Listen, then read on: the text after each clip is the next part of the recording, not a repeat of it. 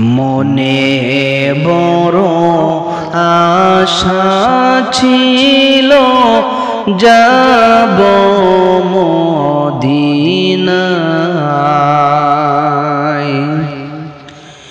মনে বড় আশা ছিল যাব মদিনায়। সালাম আমি করব গিয়ে, সালাম আমি করব গিয়ে নবীর রওজায়, মনে বড় আশা ছিল যাব মদিনায়।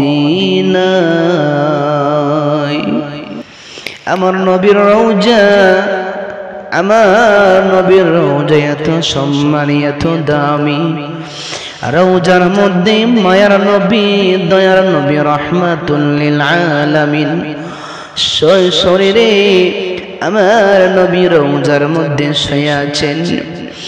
আমার নবীর রওজার সামনে আল্লাহর কোন বান্দা নবীর কোন উম্মত যদি রওজার সামনে দাঁড়াইয়া আসসালাতু ওয়াসসালামু আলাইকা ইয়া রাসূলুল্লাহ বলে সালাম দেয়, আমার নবী বলেন আমার উম্মতের ওই সালাম কানে আমি নবী নিজ কানে শুনতে পাই, এমনকি আমি আমার ওই উম্মতের সালামের জবাব আমি নবী নিজে নিজের জবান দিয়ে উত্তর দিয়ে থাকি। সুবহানাল্লাহ। এমন মায়ার নবীজির রওজায় জীবনে যদি একবার পা রাখতে পারবো তাহলে জীবনের সমস্ত গুনাহটুকুন ধুয়ে মুছে পরিষ্কার হয়ে যাবে। নিজের কলিজার ভিতরে তামান্না রাখতে হবে, আশা রাখতে হবে, মৃত্যুর আগে একবার হইলেও মায়ার নবীর রওজা দেখতে যাই।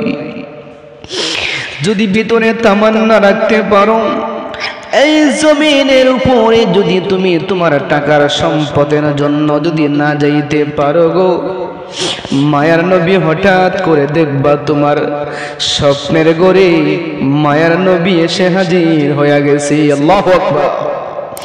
মায়ার নবীর একবার যদি চেহারা মুবারক কানা তুমি দেখতে পারো গো, জীবনে যত গুনাহ করেছো মহান আল্লাহ তোমার সব গুনাহ মাফ করে দিবি।